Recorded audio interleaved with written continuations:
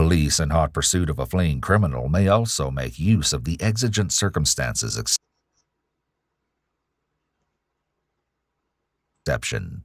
As officers push their way past the corpulent door jamb that is David and ease their way into the large open home, they're shocked and horrified by what greets them.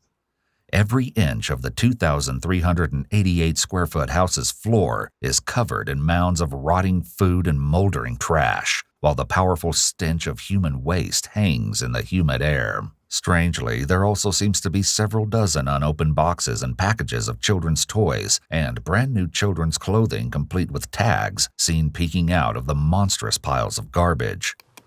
All right, well, like I said, sorry to bug you guys, but we just got this call. We all we do is we just check and make sure everybody's okay. And you got a call? Yeah, we got a call from, I'm not sure if it was the young girl that left or if it was a neighbor that saw her walking around the street. So we'll get to the bottom of it. As soon as we make sure everybody's okay, then we'll decide, we'll figure out if maybe she was one of your kids that wandered away. How many kids do you have? 13. 13 total? Yeah. Woo! You guys are busy.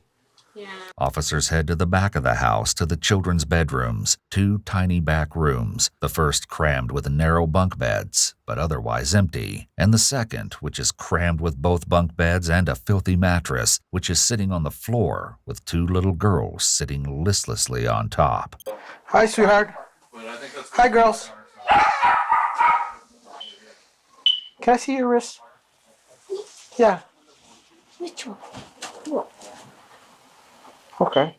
The officers believe they found the room featured in Jordan's phone pictures, but there's only one thing missing: the actual chains. The children, obviously frightened and wary of the strangers, give no answers, though eventually one does point them surreptitiously to a sliding closet door. Meanwhile, Officer Ogden is still by the door with David and Luis, distracting them with questions and small talk. Where are you guys planning on moving to? Oklahoma. Oklahoma?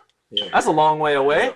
Yeah, it is. You guys know family over there or anything like that? No, my job is moving me. Oh, okay. What do you do for work?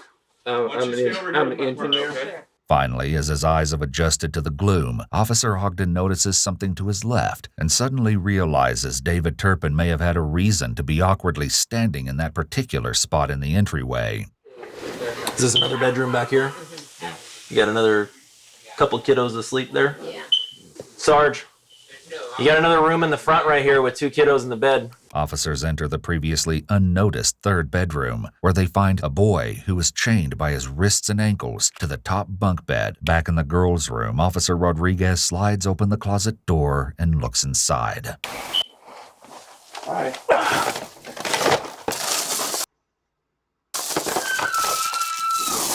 All right. Let's just go ahead and detain the parents at this point. Ma'am, why don't you step over here for a minute? Okay. Where? Okay, with you. And sir, step over here for a second. Just step over with my partner here for a second. You got any weapons on you? No. Turn around real quick, I'm gonna check you out. Do me a favor, face that window over here. Over this way? Yep. All right, sir, go ahead. I'm gonna have you turn over here. We're gonna walk outside, all right? Can I get my house shoes? Where's your shoes at? There. Luis, you know if they're in the... We'll have to find them. For right now, let's just walk out and we'll get you something, all right? In the bedroom or the... All right, well, we got the other stuff we're dealing with, and we'll try to find you them, okay? You don't have any weapons on you? Nothing hidden in the bra or anything? Okay, just making sure, because we have some people that do that, so we just want to make sure. Like I said, I've never been in trouble. Okay. This is a first for me. And, Okay. Well, I don't understand. I'll explain everything as soon as we make sure everybody's safe. Okay. Now let me ask you Yes. quickly: are there keys to the little locks? Yes. Okay. Where are they?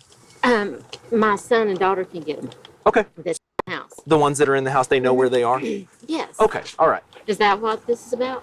Well, that's part of it. Yeah, definitely. We need to make sure that the kids are safe and that they're not Okay. tied up. I know, So, that's understandable, but I can hey, explain that. this is mine. So go ahead and put her in that one. While the parents are being detained, officers still inside the house begin a desperate search to find the key to free the chained child. Does it work on his? I know. The other one, that's what I was saying. The other one is in there. It looks different than that, but it's the same size. It's in the drawer? It's in the drawer that I was in.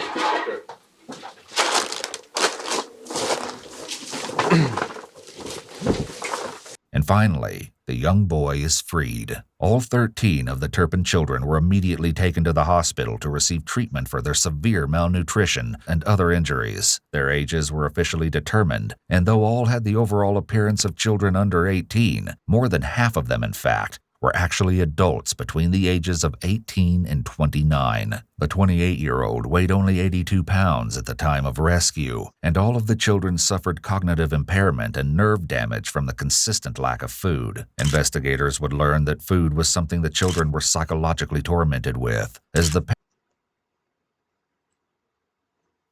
Let me ask you a quick.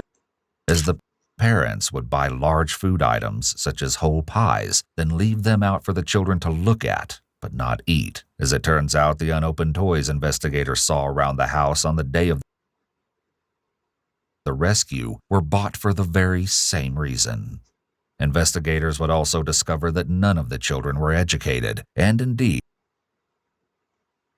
none would claim to have knowledge beyond that of an average third grader. David Turpin had filed documents with the county claiming he was running a school out of his home for children, but this was later proved to be completely false. The most they did was inform the children as to what grade they were supposed to. On the off chance a stranger asked them during one of their few ventures outside, with the oldest daughter Jennifer explaining, they love to point out things in Deuteronomy saying that, "We have the right to do this to you. I was afraid to do one little thing wrong." When interrogated by authorities, both parents were completely unwilling or unable to come up with a single viable reason for why they treated their children this way. And Louise even seemed confused by the questioning. She later wrote this letter to her children from her jail cell. It reads, "Father and I love you so much. We're so sorry for everything we've done wrong, and now realize that we had done some things wrong. Things will be so different in the future. The way you eat and outside time and baths will be done more regularly. I'm sorry this had to happen, but our future as a family will be so much better and stronger. We hope to see you guys soon. Love and kisses, Mom and Dad. I promise there will be no chains in the house again. That would never happen again. I'm so sorry. I love you so much and hope to see you soon."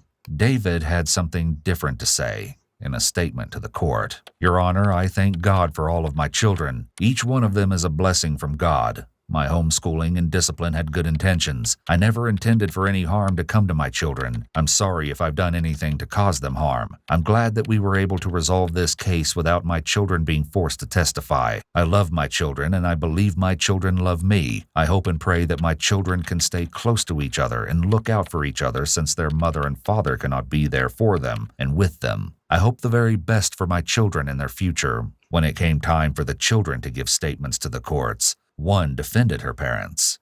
Joy Turpin, 21 at the time, had this to say, "I want the court to know that our parents loved each other and loved each of their children. They felt that God blessed them with all their children, so they kept away from the world and trusted God would guide them through life. Through the years, things became more and more overwhelming, but they kept trusting in God. I remember our mother sitting in her recliner and crying, saying she don't know what to do. She didn't want to use rope or chains, but she was afraid her children were taking in too much sugar and caffeine. Our parents didn't know we were malnourished. Our parents decided to start homeschooling all their children. I believe our parents were afraid to put us in public school for many reasons. I feel like 25 years is too long of a sentence. I believe with all my heart that our parents tried their best to raise all 13 of us, and they wanted to give us a good life. The oldest child, Jennifer, gave a statement that seems much more in line with the other children who gave interviews to the press. I'm in college now and living independently. I love hanging out with my friends, and life is great. I believe everything happens for a reason. Life may have been bad, but it made me strong. I fought to become the person I am. I saw my dad change my mom. They almost changed me, but I realized what was happening. I immediately did what I could to not become like that. I'm a fighter, I'm strong, and I'm shooting through life like a rocket." In April 2019, David and Louise Turpin were both sentenced to 25 years to life in prison, where they remain to this day. As for the Turpin children, once their parents were arrested, they were split into two groups, with the adults being placed in supportive care and the underage children being placed into foster homes. This should have been where their story ended, as the children were now free and should have been safely on the road to recovery. But unfortunately, in 2022, the 6 younger Turpin children filed a lawsuit against both Riverside County and ChildNet, a private foster care agency, alleging that they were knowingly placed in inhumane foster homes. At the time of this video, a resolution to this lawsuit has not been made. The adult Turpin children didn't entirely escape hardship at the hands of the county either. Tons of support flowed in from all over the country after their 2018 rescue, with money from the donations alone totaling $600,000. However, the money was placed in a trust and the children were allegedly unable to obtain funds from the court-appointed guardian of the trust upon request. It wasn't until ABC's 2020 investigated and aired a special on the case that, according to Jordan, people started listening and doing their jobs, and the money was distributed to the Turpin children.